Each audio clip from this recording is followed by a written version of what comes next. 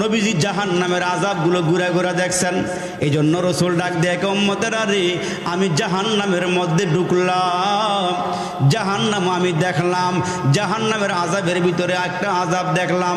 আমি দেখলাম বিরাট বিরাট বড় একটা মটকা।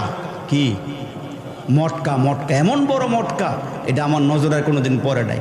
আমি দেখলাম মটকা। জিবরাইলকে জিজ্ঞেস করলাম, ও জিবরাইল, এই মটকাগুলো কিসের? কয়, নবীজি গো, এগুলো মটকা নয়, এগুলো আপনার উম্মতের পেট। এত বড় পেট? হ্যাঁ নবীজি। কয়, এগুলো সুদখোরের পেট, পেটের ভিতরে সাপ বিচ্ছু কিলবিল করতেছে। আরে আমার মুসলমান ভাইরারি, আমার বিরাট বড় বড় সাপ পেটের ভিতরে কিলবিল করতেছে, কামড়াইতেছে, বিচ্ছু দিয়া পেটটা ভরা, সাপ দিয়া পেটটা ভরা।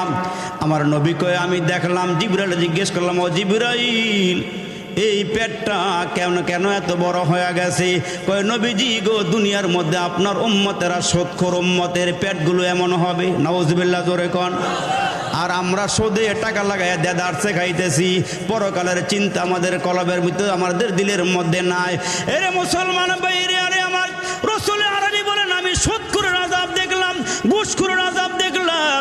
যেই নারীরা বেপরদায় চলাফেরা করে, এমন নারীদের আযাবও আমি কবরের ভিতরে দেখছি। আমি দেখলাম কিছু নারীরে স্তনের মধ্যে বর্ষা লাগাইয়া টানাইয়া রাখা হয়েছে, চুলের মধ্যে বান্ধা লটকাইয়া রাখা হয়েছে। যেই নারীগুলো বেপরদায় চলাফেরা করে, ফটকা মাছের মতন পেটটারে বাইর করিয়া রাস্তা দিয়া চলাফেরা করে, মুসলমান যেগুলো ডাইকা রাখার দরকার ছিল ওইগুলো ডাইকা রাখে নাই, পরপুরুষের সামনে প্রকাশ করে দিয়েছে। আল্লাহ রসুল বলেন, আমি সুদখোরের আযাব দেখলাম, ঘুষখোরের আযাব দেখলাম, বেপর্দা নারীদের আযাবও দেখলাম।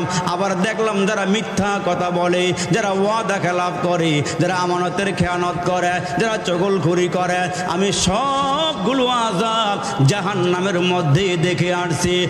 মুসলমান ভাইরারে, আমার পয়গম্বর আরবি বলেন, ওই জাহান্নামের আযাবগুলো আমারে দেখাইছে, জাহান্নামের আগুনগুলো আমি দেখে আসছি। তো আল্লাহর পয়গম্বর বলেন, যেই মানুষগুলো তওবা করবে না, গুনাহ সহকারে কবরে যাবে, ওই মানুষগুলোকে জাহান্নামের আগুনের মধ্যে ফেলানো হবে। জাহান্নামের আগুন যখন জোশ মারবে গো, ওই আগুনগুলো যখন ওপরের দিকে উঠবে, মানুষগুলো ঢেউয়ের মতন ওপরের দিকে উঠতে থাকবে। আবার যখন আগুনগুলো নিচের দিকে যাবে, ওই মানুষগুলো আবার নিচের দিকে যাওয়া শুরু করে দিয়েছে। আমার মুসলমান ভাইরারে, আমার ওই জাহান্নামের চুলার মধ্যে, জাহান্নামের গর্তের ভিতরে মানুষগুলো আল্লাহরে ডাকবে।